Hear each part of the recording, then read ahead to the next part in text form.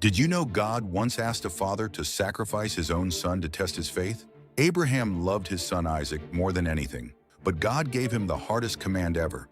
Take Isaac to Mount Moriah and offer him as a sacrifice. For 3 long days they walked together. Isaac carried the wood on his back, just like Jesus would carry his cross centuries later. Then Isaac asked the question that broke Abraham's heart. "Father, where is the lamb for the sacrifice?" Abraham's hands shook as he built the altar. His heart pounded as he tied up his beloved son. Isaac trusted his father completely. Abraham raised the knife, tears streaming down his face. "Stop!" God's angel shouted from heaven. "Don't hurt the boy!" Suddenly, Abraham saw a ram caught in thorns nearby. God had provided the sacrifice just like he promised. This story points to Jesus, God's own son who carried his cross and became our sacrifice.